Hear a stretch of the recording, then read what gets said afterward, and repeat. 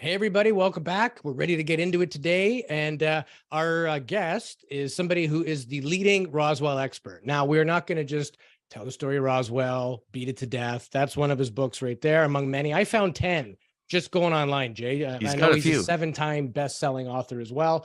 But we want to get some info that a lot of people don't know. And we want to clarify some of the myths. There's a lot of things people say, oh, I heard Roswell was this. I heard this happen. What's real and what's not. And we want to do that in a concise, quick way without beating a dead horse, but give you guys some cool new info. And I think that's going to work out. Also, we'll get his opinion on crazy balloon flap. Again, don't want to beat this thing to death. I'm pretty much sick of hearing about spy balloons and UFOs in our sky. That But you got to actually, ask him. You got to ask him, I right? guess Yeah. it's relevant. We're going to ask. We beat it to death pretty good the other day. But for all of our newfound listeners, we've had a huge uptick in following right now. So hi everybody, this is UAP Studies podcast, and again, all of our channels: YouTube, Spotify, Apple Podcasts, Twitter. Where else are we at? TikTok On and Next UAP. Network now. Yeah, on X Network. Yeah. On xnetwork.com/UAP Studies podcast, and of course UAPstudiespodcast.com. Having said all that, please like and subscribe. Let's get into it, brother. We got Donald Schmidt on the show. Let's do this.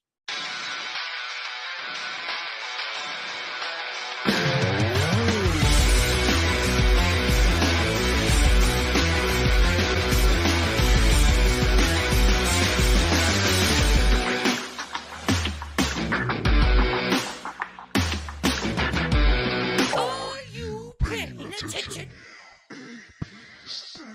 Welcome back to another episode of UAP Studies podcast. My name is Louis Borges. Joining me as always, my good friend, Mr. Jason Gilmet. How you doing? I'm doing good. It's been a heck of a week. I've been looking forward to talking with Don all week, and this has been something that we've talked about for quite some time. So having him on today is going to be awesome. Absolutely. And again, our mission statement on this show is bringing you the most informed and most reputable people on the topic.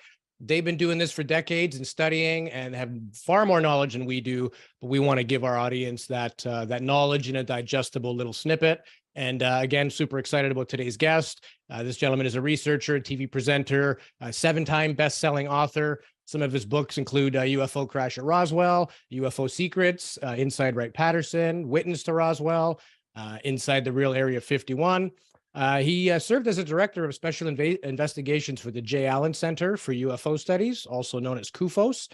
And he's a founder and board advisor of the International UFO Museum and Research Center, which is in Roswell, New Mexico. So the most probably learned gentleman on the Roswell topic. We're going to pick his brain, but warm welcome to the show, Mr. Donald Raymond Schmidt.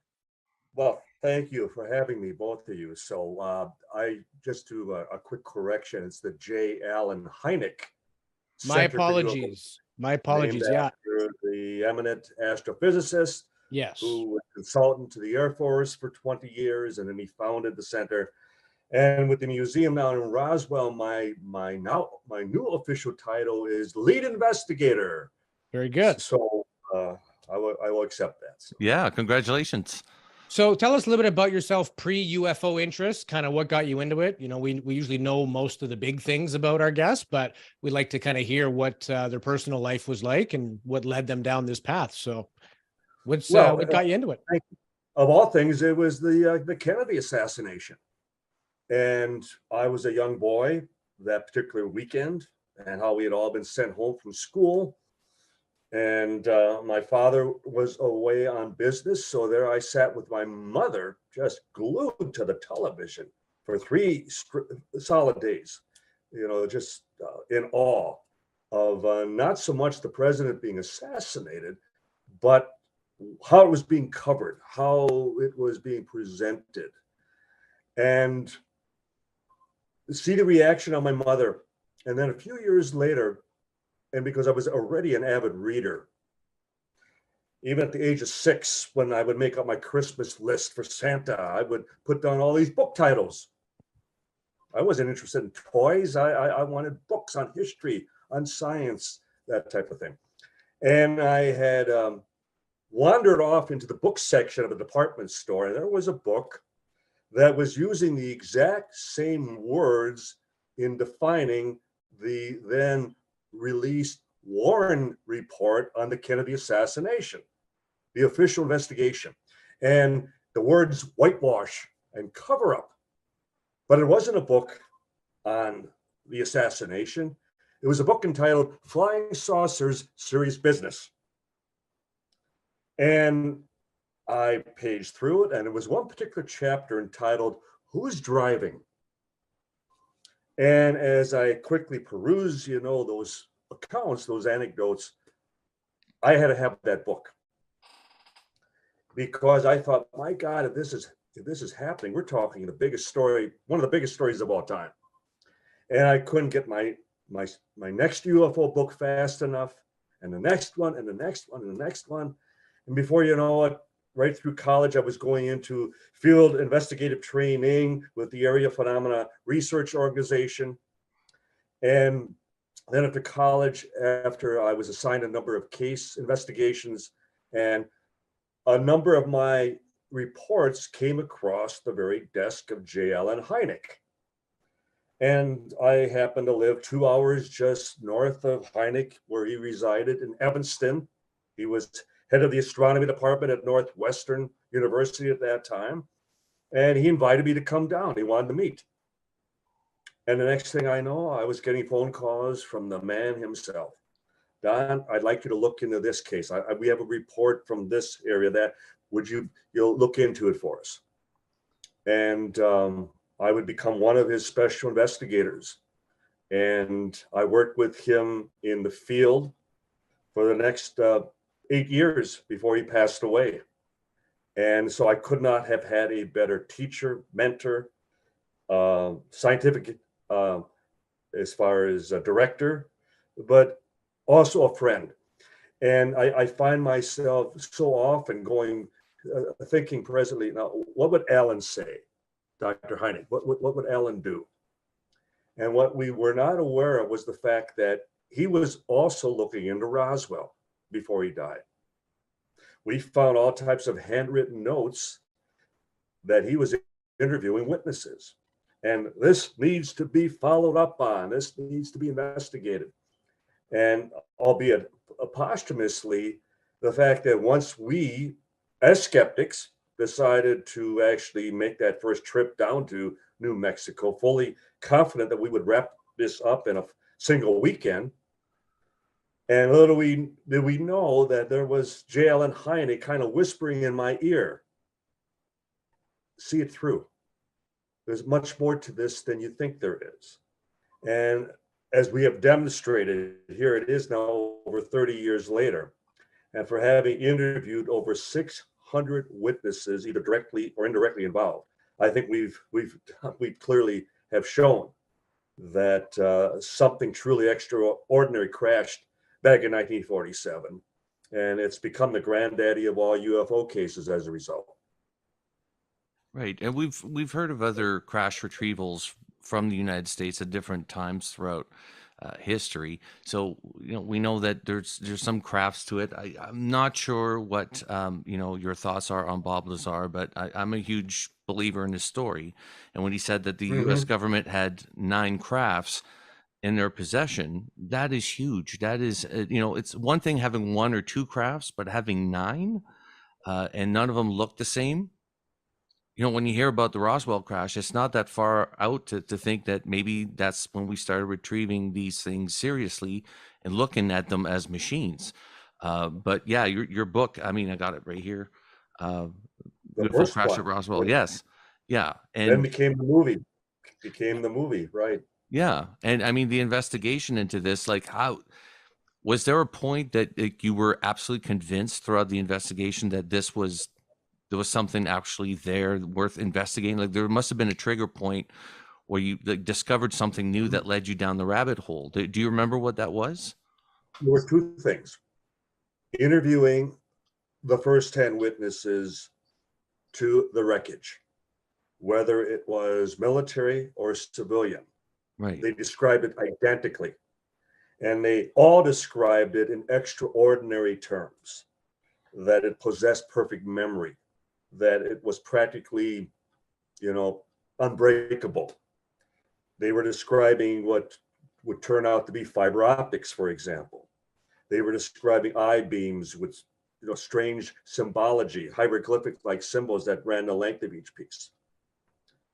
And then, secondly, the reluctant witnesses, and they typically were military officers with pensions and security oaths at stake, and the fact that these were most likely the reluctant witnesses who would always tell us, we can't talk about that. An example would be Lieutenant Colonel Edwin Easley, who was the provost marshal at Roswell in 1947. And he stated over and over again, I can't talk about this. I'm still sworn to secrecy. Now, mind you, this is 43 years after the fact.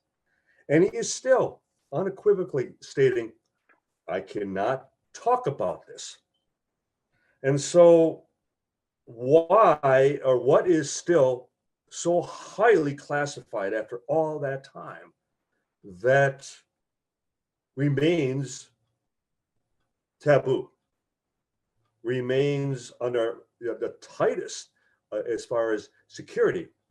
And so it just whets your appetite all the more. You become all the more intrigued to find out what could it possibly be. And that's when we started to also explore all the alternative explanations, even all the way up to a Japanese atomic bomb. We were going for broke. We were just putting everything and anything on the table. And it still always came back to, but we can rule this out. We can eliminate this. We can disqualify that. And the one thing that always stood out were the eyewitness testimonies, right to the very deathbeds, stating that it was a flying saucer, that it was something manufactured off the earth. And for that same reason, then, if I accept Roswell, where I went from a full skeptic to now where I'm 99.9% convinced, it's a big difference than believing. I've taken this as far as I can, and now I accept almost without a shadow of a doubt that it did happen. But then I have to also accept it makes everything else possible. I just can't rule out another crash, another event, because Roswell makes everything else possible. Yeah. Right. One Chris? of the things I find fascinating is, the stories of entities that were recovered, subsequent autopsy videos. I've even seen a video was supposedly an alien that they were trying to communicate with. And what are your, again, it's our viewers want to know all the old cliche stuff as well too, right? But what are your thoughts on that? Was there an ET creature? Did we, work with this thing? Did we just test it and torture it to death? Like, what happened? There were 3 distinct sites related to this one event, this one craft, this one object. There was a debris field, which we have now, to date, we've had 5 archaeological digs searching for remnants, searching for physical evidence. We confirmed, for example, that there was a 10-foot wide, about 200-foot long gouge where something had impacted and skipped across the desert floor for some distance. And then there was a secondary body site about 2.5 miles southeast of that location, where 2 bodies were recovered, whether they had been ejected due to the percussion of the explosion, the decompression, or they had ejected. Who can say? But nonetheless, there were 2 bodies at that location. And then along that same trajectory route, there were another 3 bodies plus a survivor and the remains of a pod, a capsule about the size of a Volkswagen Beetle, egg-shaped. And this was about 35 miles north of Roswell. So along that same trajectory line, a debris field, a secondary body site, and then a final impact point. So we have firsthand witnesses, both military and civilian, to not only the bodies, but also the survivor. We have witnesses at the site. We have witnesses at the B-29 hangar. It was called P3 back in 1947. It's now known as Building 84. We have witnesses at the base hospital who also saw the survivor. And then we have the testimony of a retired colonel. He was a triple ace in World War II, Marion Magruder, who independently told his 5 sons how he was part of the War College class of 47-48. And they were put on assignment at Wright-Patterson Air Force Base. Wright Field / Wright-Patterson, based on all the eyewitness accounts, became the final depository where all the wreckage, where the bodies and the survivor were taken to, Dayton, Ohio. So it was a predecessor to Area 51. 51 didn't come into existence until 1955, so 8 years later. So Wright Field, Wright-Patterson, was the most advanced foreign technology division. They did all the reverse engineering of captured weaponry and armory after World War II, for example. It was, if we came into possession of anything foreign, and in this case, truly foreign, that's where it would have been sent. Well, anyway, we confirmed that Magruder, I was talking about Kennedy, I'm talking about the Zapruder film, sorry. But Magruder was assigned, we have the documents, April of 48 to Wright-Pat in Dayton, Ohio. Well, he would have told his sons that they were shown the wreckage from Roswell and they were allowed to handle it and its memory qualities. That no matter how you bent it, no matter how you creased it or folded it up or crumbled it up, every time you placed it down, it would unravel and assume its original shape and size right before your eyes. But then he described how we were then taken into another room and the lights came on. And there within a glass room was something that clearly was not human. And we were informed it was the lone survivor from Roswell. And he described the pity that he felt that we were treating it like a guinea pig. Yeah. And that later he would hear that it died due to just all of the testing, that obviously we took it, it was a captive. We took it into our possession and we're treating it like a lab animal.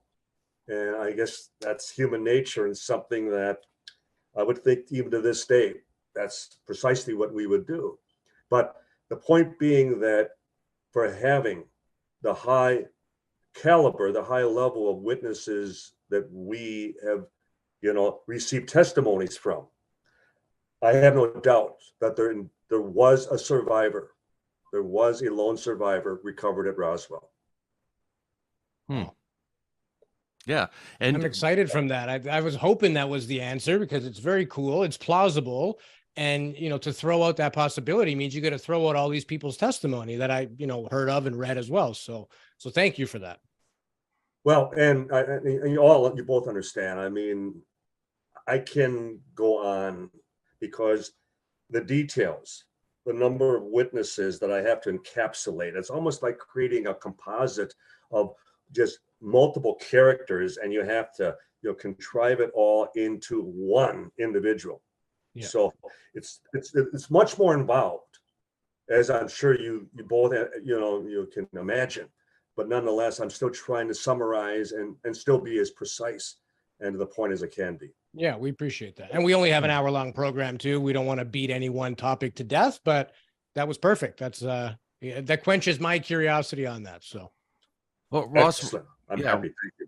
Roswell has always been an interesting case. I mean, from the onset. I mean, it was the first time that we had the government actually come out within a few hours of the crash, saying that there's possible UFO crash in the desert of New Mexico. Then the next day they recanted it and said, no, it wasn't. It was just a mistake. It was a weather balloon. But actually, it wasn't just a few hours after they learned of the crash. The ranch foreman who first discovered this debris field that covered an area of almost a mile long, That's a tremendous amount of wreckage of material.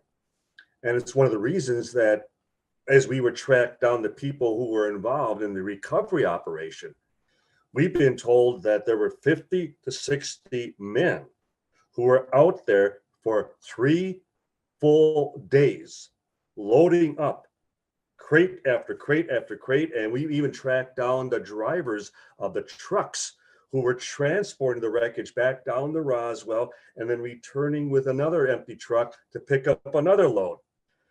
The point I'm making is that the rancher, he made the long trek into Roswell. It was a 75-mile drive back at that time.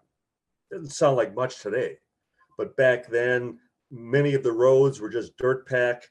Rubber tires were at a premium. You risk breakdown out in the middle of nowhere. So he had to make the effort. And he drove all the way to Roswell. Now, he did not go to the military base. He went to the sheriff's office. By the time the military became involved, and it was important enough that they alerted the very base commander, Colonel William Blanchard, about the incident. So in other words, it keeps going up in importance, hour after hour after hour. And Blanchard, after he has dispatched not a couple of enlisted men to follow the rancher back and check it out, no, he sends out the 2 head of intelligence, Major Jesse Marcel and Captain Sheridan Cabot, the head of counterintelligence, in the event it's something foreign. Also demonstrating that they can't recognize this wreckage. Nothing's been reported missing. They haven't been put on alert as to any downed aircraft or any tests that have gone off course. It's a 4th of July weekend down here in America. Most of the men are home on leave with their families. And Blanchard, he calls up his boss, and they in turn contact the Pentagon. And then it's General Clements McMullen, who was deputy commander of Strategic Air Command for the Air Force at that time. He calls up Blanchard's boss and has some of the wreckage brought in by the rancher flown to Washington. The point being, Washington already has some of the actual wreckage in hand by late Sunday, July 6th. The press release to clearly show that this was not just some overreaction or a knee-jerk response on the part of Roswell. It doesn't go out until Tuesday, July 8th. So they had a full day and a half to decide what to do about this. And they decided, like the proverbial straw man, first you build it up, then you tear it down. Brazel, the rancher, had gone to the sheriff. He had already talked to the press. They couldn't deny that nothing crashed, that nothing happened. So it's a flying saucer. And then within 5 hours, it slowly evolves into a weather balloon with a radar reflector kite. And then they had that press conference late that afternoon at Fort Worth, Texas. And they had Marcel pose with the weather balloon on the floor in front of him, and the press accepted it. They got away with it. And that's all they were hoping to accomplish. Boy, we really bit the bullet on that one, but it worked. It worked. Well, it worked for a long time until you guys uncovered it, Well, until Marcel went public. Marcel was diagnosed with terminal emphysema. And in 1978, when he realized they're not going to come out with the truth. So he did. And that's when he went public. And I love the quote, and I use it all the time, where he stated, quote, now this was the lead intelligence officer in the US military at that time, in charge of the atomic bomb. They were the first atomic bomb squadron in the world at that time. And Marcel would state, quote, being familiar with all materials, both foreign and domestic. This was nothing made on this earth. Yeah. You don't get any more profound than that. Yeah. Nothing And made the on impact it's had on the family. We're going to have Jesse Marcel III, who is the grandson, on our show. Yes. And good friend. This story never wavered, right? It was so important. It went from grandfather to father. There was diaries. They safeguarded this. because of the importance factor. And I'm sure it didn't do them any favors. I mean, you think this topic is stigmatic now. It was very stigmatic in the late 40s. People would think you're nuts He talking was about. the ball guy. Yeah. Just the third grandfather was the patsy. He's ordered to pose with the fake, the phony weather balloon when he knows full well it's not what they recovered, what they brought back down to Roswell. And that he had to live with, and then his picture is plastered all over every major newspaper around the world. And Jess Jr., and I'm sure the third will repeat this, his grandfather was very bitter that he only stayed in the military for 2 more years. And he would have easily gone on to become a general officer. And yet, you're right. They were laughing behind his back. They were, he came back to Roswell and nobody was even talking to him because they were ordered not to. They weren't supposed to say anything that would potentially, raise his curiosity, what had happened while he was gone for those 2 days. Yeah. Yeah, and it's been such a, throughout history, everybody's had an experience with an encounter of a craft or military personnel that have had encounters on bases. It has been that sort of follow-up that they're mocked by their own peers for an incredible story that actually took place. These people are brave to come out, these men and women, and we say this all the time, it's the men and women in service that are coming forward and explaining to us that there's something there, there's something that they're experiencing as much as the general population is, that civilians are experiencing. And, there's a common thread there. And like I said, my hat's off for anybody back in the day that had enough balls to come out and just say it like it was. Like now it's a little bit easier to do so. Yeah. The taboo has been lifted to a great degree with the congressional hearings here in Washington, but that I can state that we can even document the ridicule factor right back to Roswell. That's where it originated. The very general, his very office that they had the balloon press conference. He was on an El Paso radio station just a few days after. And he was asked by the host of the program, well, General, that explains Roswell, but isn't it true that there have been flying saucer, flying disc sightings in every state throughout America? To which the general very coyly responded, yes, that is true, except for Kansas, which is a dry state. They don't allow drinking. Yeah. Right. So for the first time suggesting that only those who over imbibe, those who drink, see such things, that's where it began. And yeah, it only in ancient grew. times, even like the Egyptians and stuff, they would report fiery discs in the sky, and there's many anomalous things reported by very basic language. But I mean, you think about it, it's like they were describing some high tech, even though they were using basic language, but there was no ridicule because nobody had said that you're crazy if you think that. There was no truth embargo, as Stephen Bassett likes to call it, not a cover up, but a truth embargo. Cover-ups are illegal, and embargo is if you're already in power, you have every right to just withhold because you could say it's for national security. National security, right. Yeah. And the idea that was one of their techniques, that was one of the manners by which they designed that not only would they explain away Roswell, they then put on balloon demonstrations, which we've also documented all over America, where they invited the press to come in and film as they were showing that now it may not look like a balloon or a flying saucer here on the ground, but once it's airborne and due to the atmospheric pressure, and the balloon can become elliptoid and it can reflect the sun. And just like that, my God, it doesn't have wings, it doesn't have a tail. It's one of those flying discs. But then nobody asked the legitimate question, well, but Roswell was on the ground in front of them.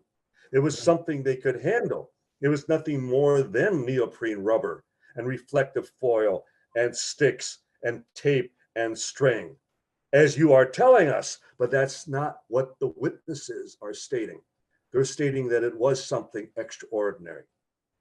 100 at 10,000 feet up, yes, maybe, but not on the ground when even a 5-year-old child would have been able to easily identify a weather balloon for what it was. Right. Yeah, And it wouldn't take 60 men 2 days or 3 days to, Few build, days. but Right. yeah, to or to build stare at a light in truck the of, sky. yeah, yeah, that's, justify that on paper. Yeah. Yeah. Makes No, no sense.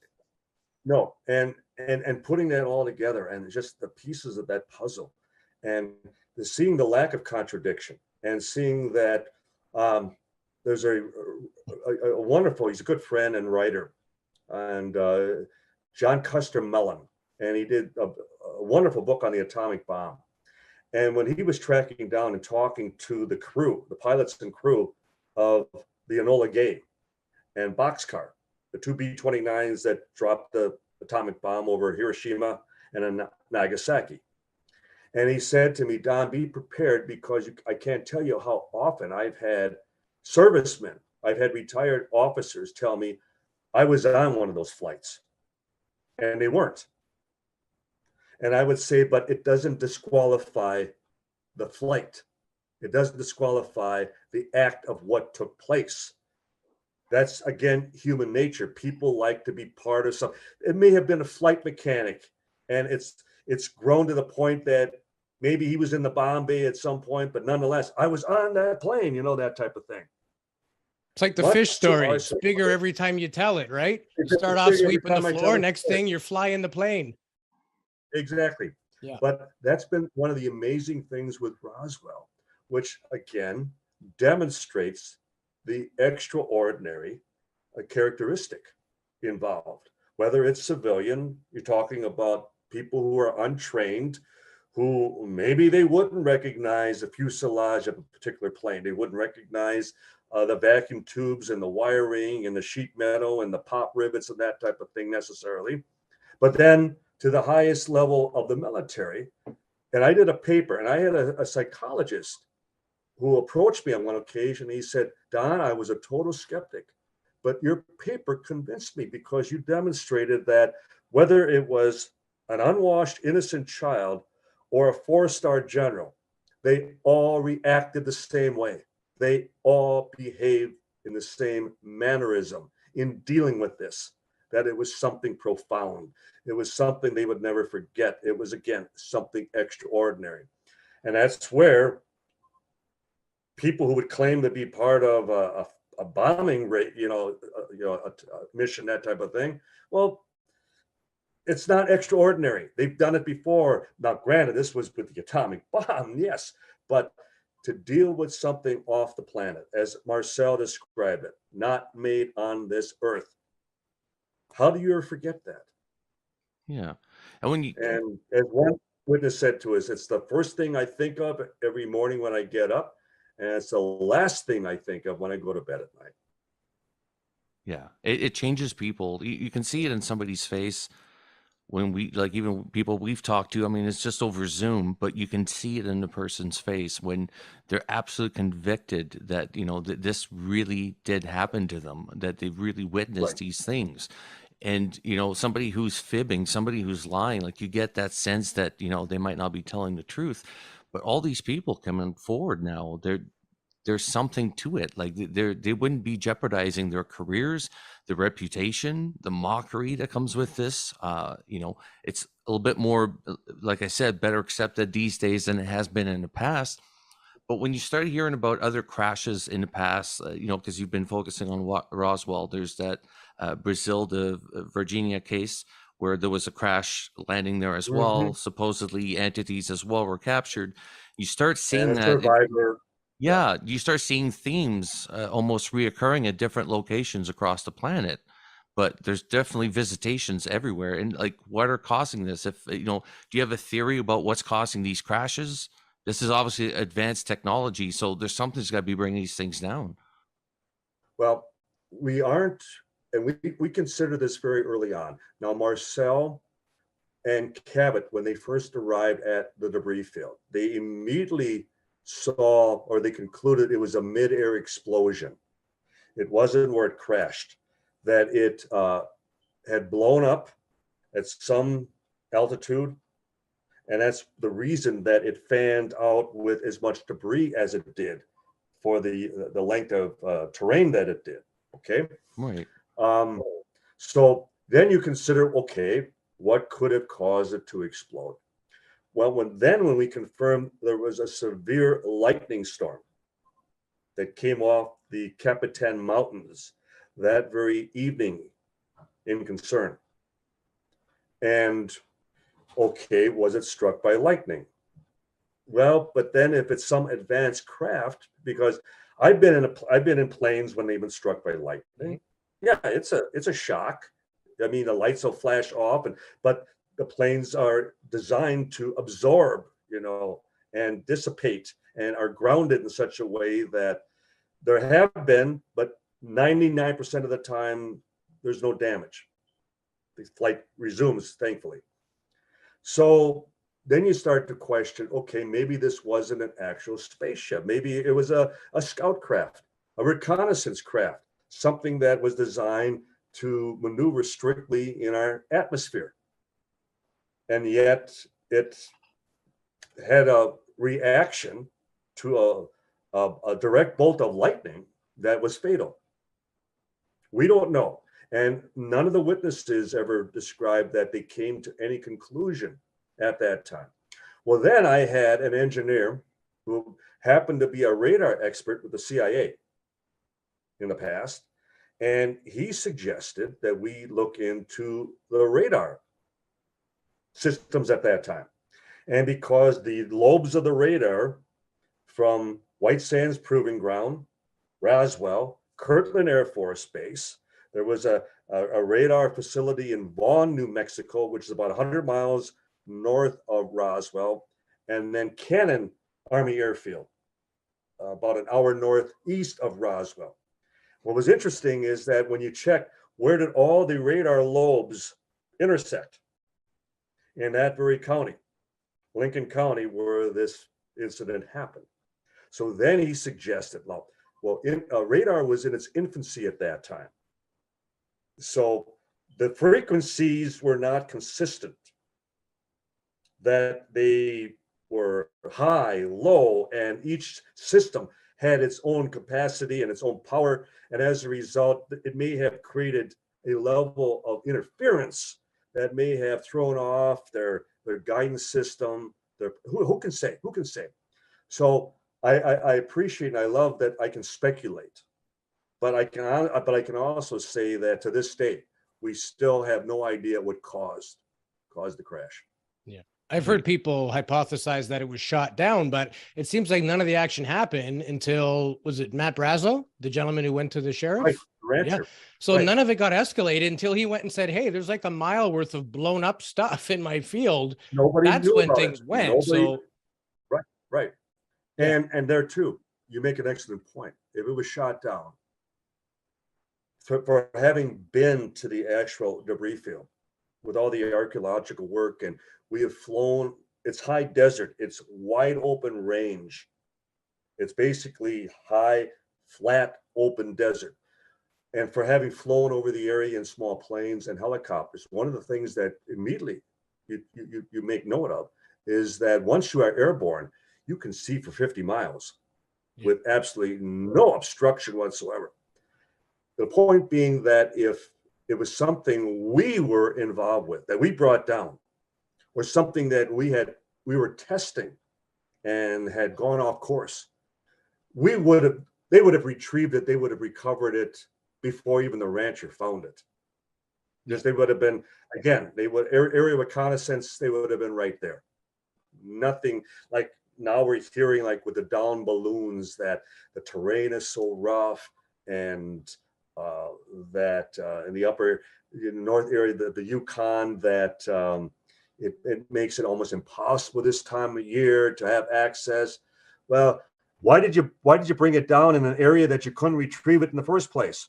Yeah. When you had ample opportunity to bring it down somewhere else. So we're jumping ahead here, but it's like, sorry, you're lying. You're not being honest with the public.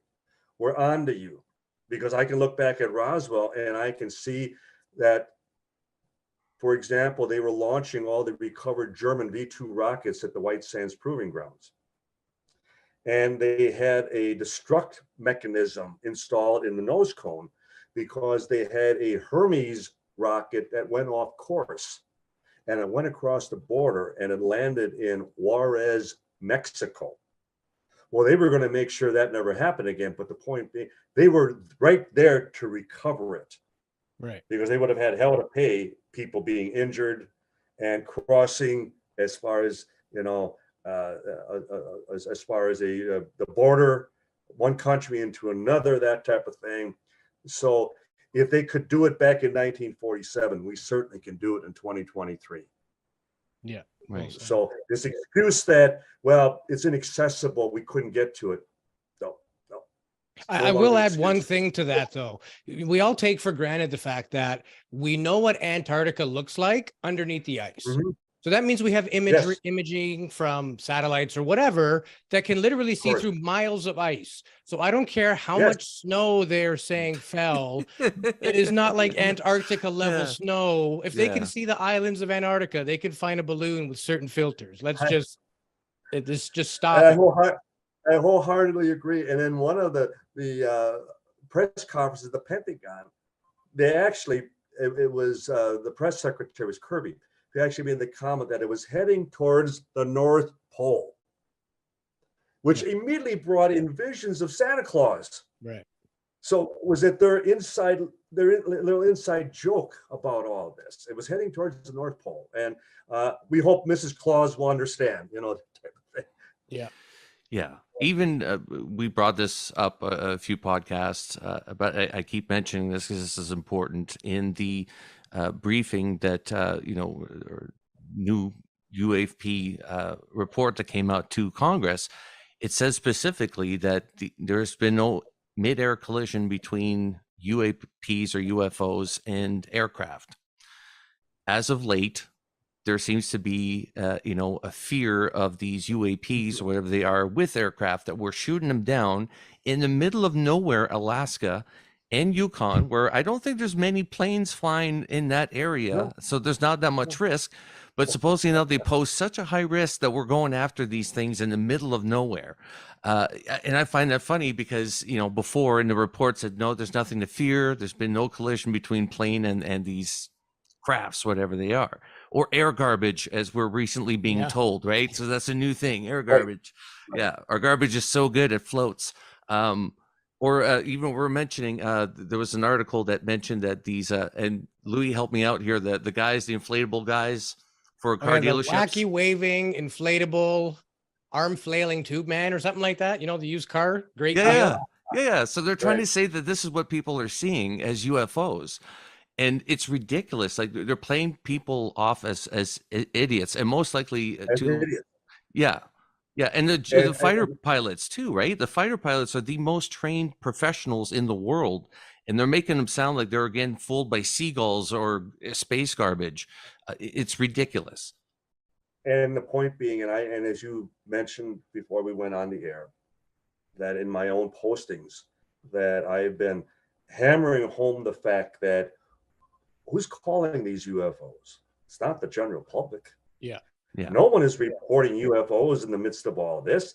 It's the Pentagon. It's the mainstream media. This morning on the Sunday morning talk shows again, they kept talking about UFOs and the fact that we're shooting down UFOs. So why do they insist on using that terminology? And I've been going back and forth with some of the skeptics who are saying, well, it just proves how gullible the UFO community is. No. It was like back in the 1950s, and it was Project Blue Book at that time, the third official investigation of the UFO phenomenon. And they were going to do a test on mass hysteria. The idea that if we stage a UFO incident, that we can demonstrate that people overreact and they'll all be flooding switchboards, calling in all these UFO reports. So it was late during the night that they dropped these large sections of red reflective foil.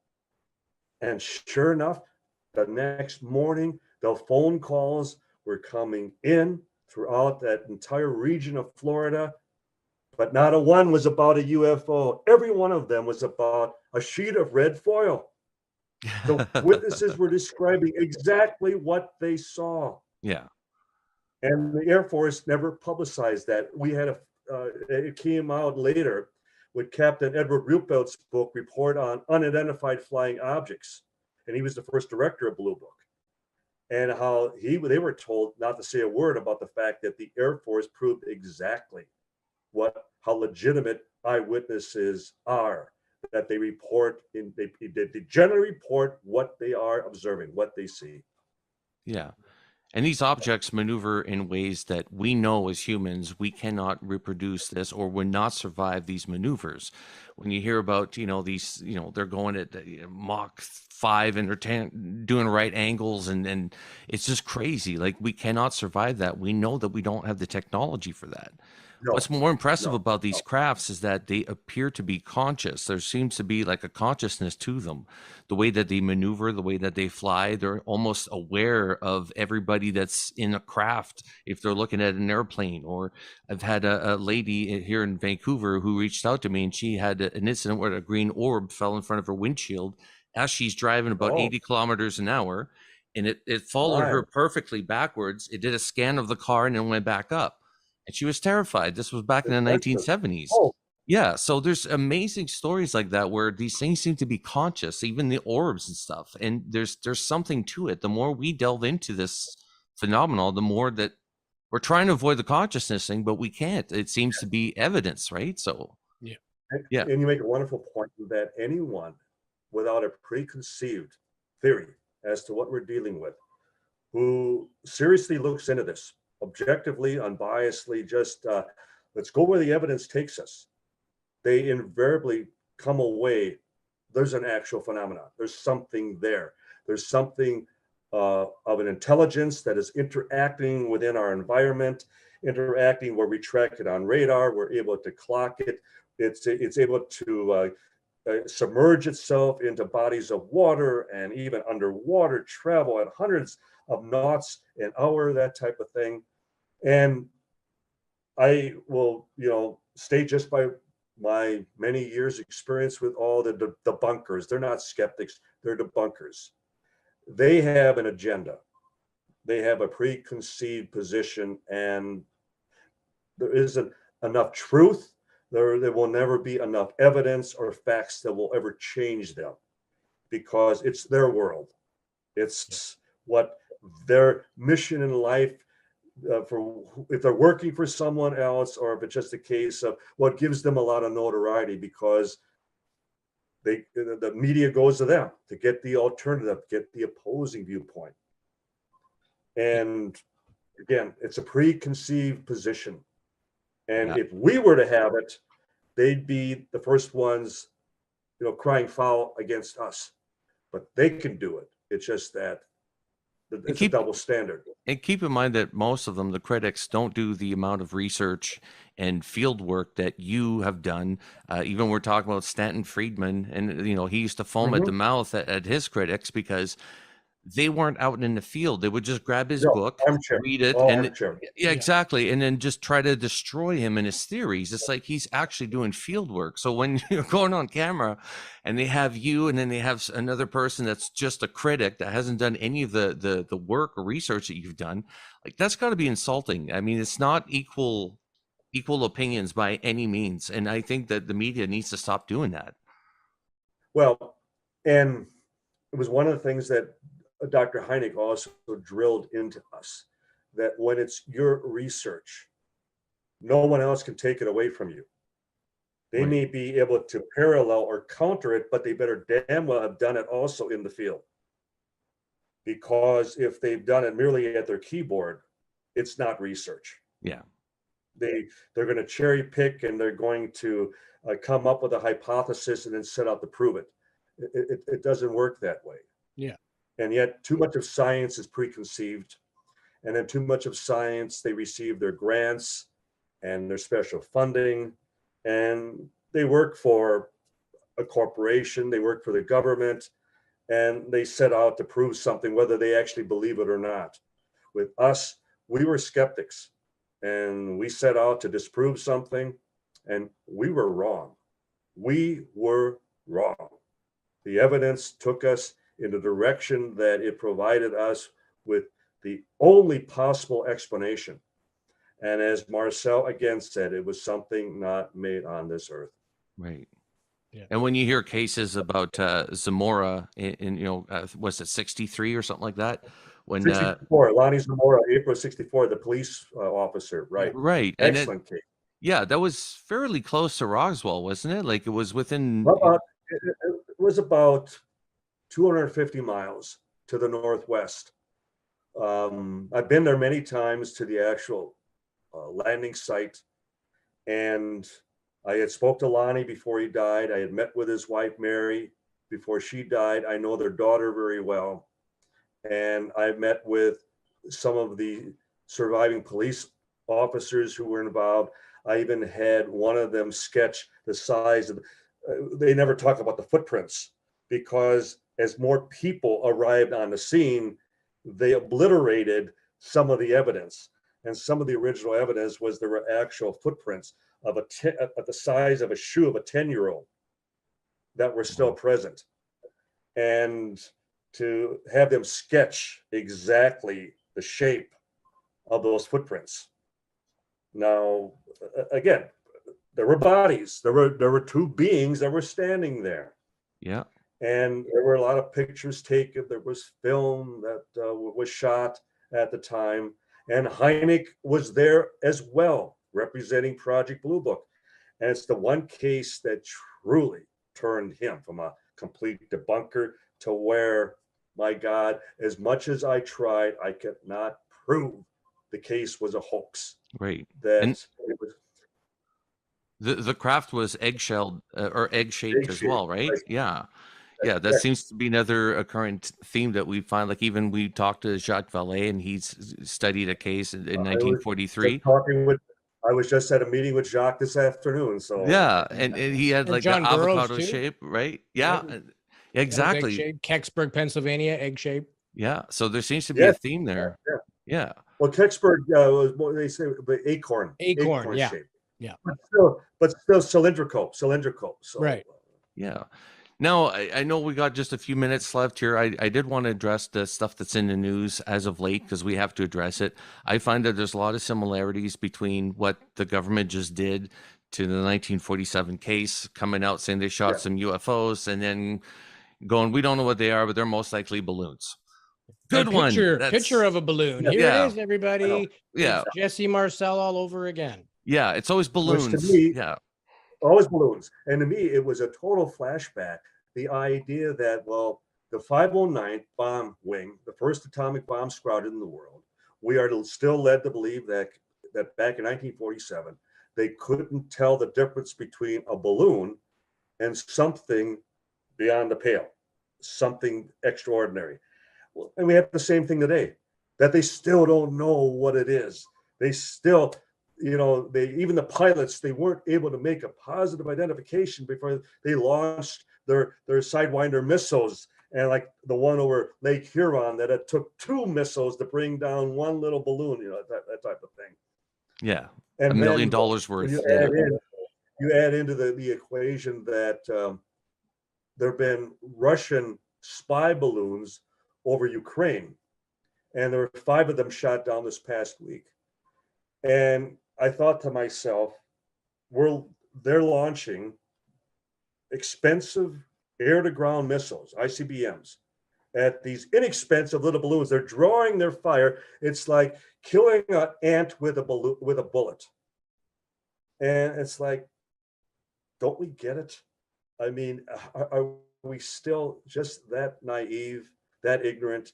And I think in many cases, they're still playing off of what they thought they've accomplished after the last 75 years, that we have fooled them all this time, and they're going to fall for it again. And much credit to, programs like your own and the others that just keep reminding people. It's been a 75-year cover-up. What makes us believe that they're going to roll over and tell us everything tomorrow? No.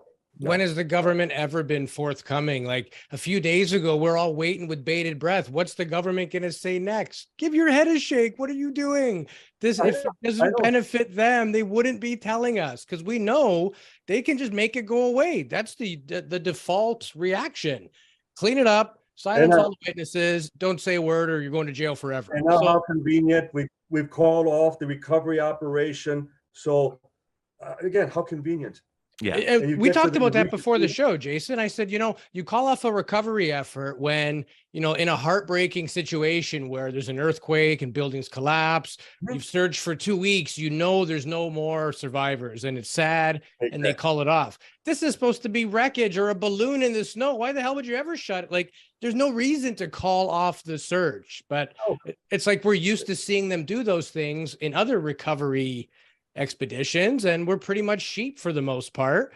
But like, think about that. When would there ever be a time you'd have to call it off, or wait till the summer, this so-called snow you're really worried about? I mean, it's not 10 feet of snow all year round. We do live in Canada, not obviously the Arctic.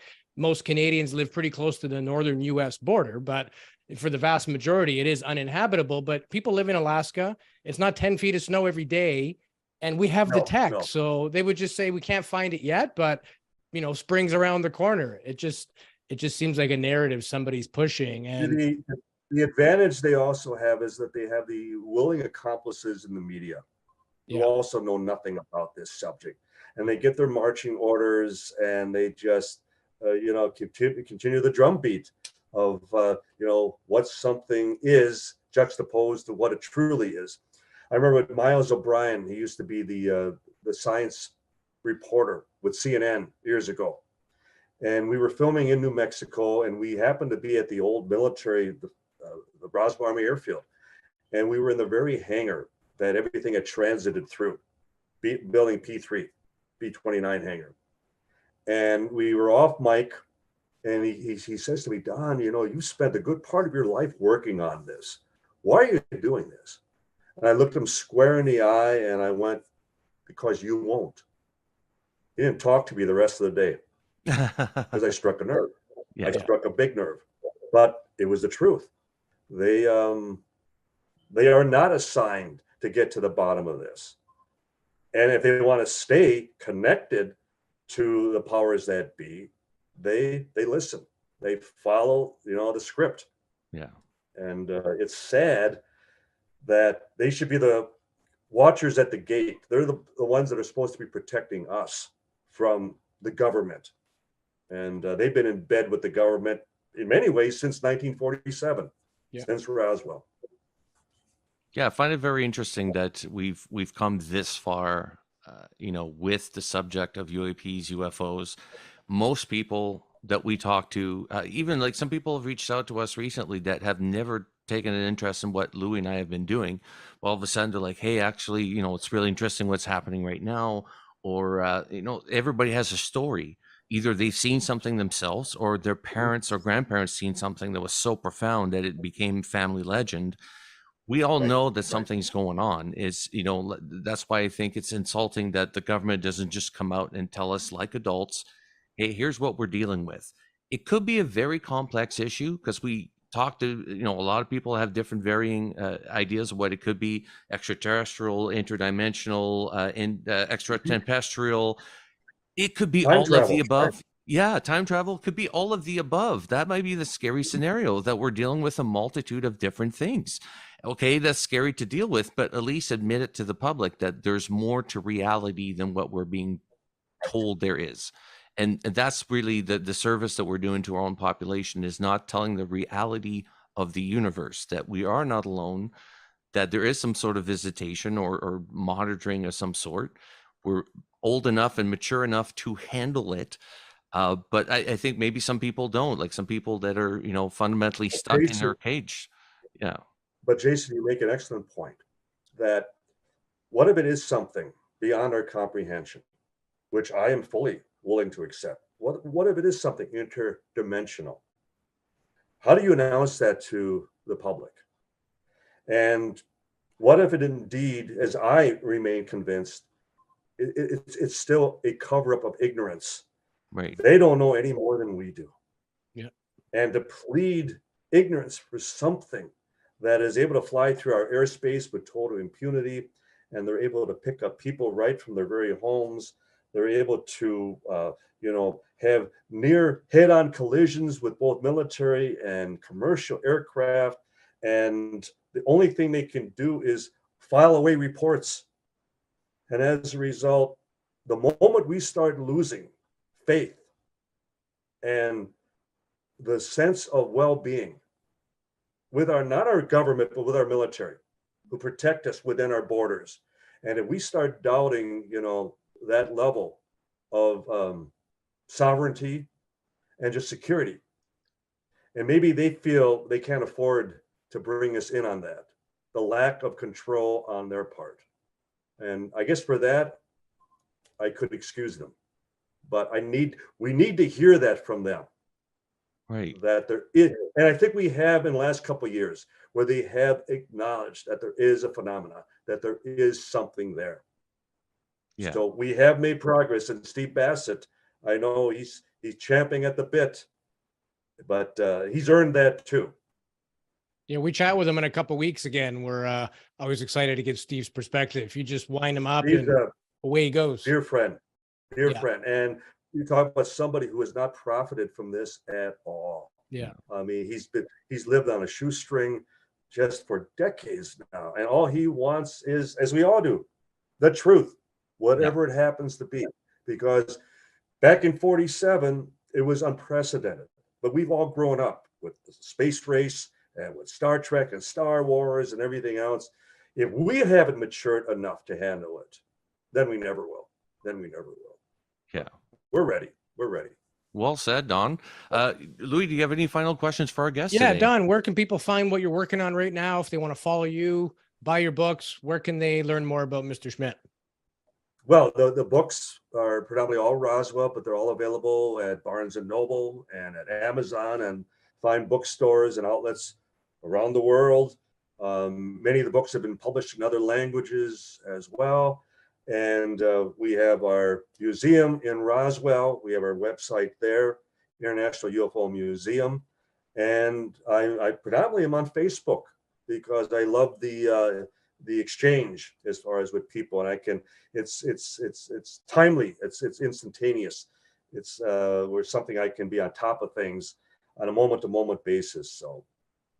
Yeah, that's how we communicated. It was really good to be able to reach out to you there. That was a good form of communication for sure.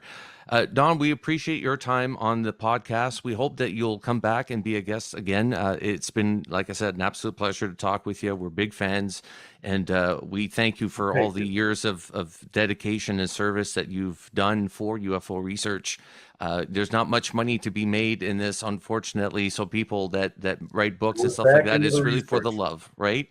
Yeah. Exactly, research. And you two are both sharp gentlemen. I appreciate that. And you ask good questions, and you come across very well. So I applaud both of you and wish you all the continuing success with your program as well. Thank you for having me. Thank you. And you're welcome here anytime. In fact, let's do this again soon because you got it.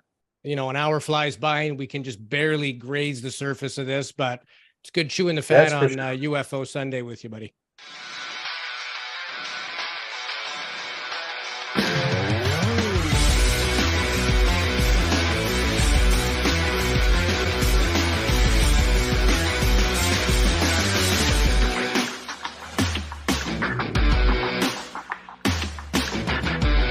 Are you paying attention?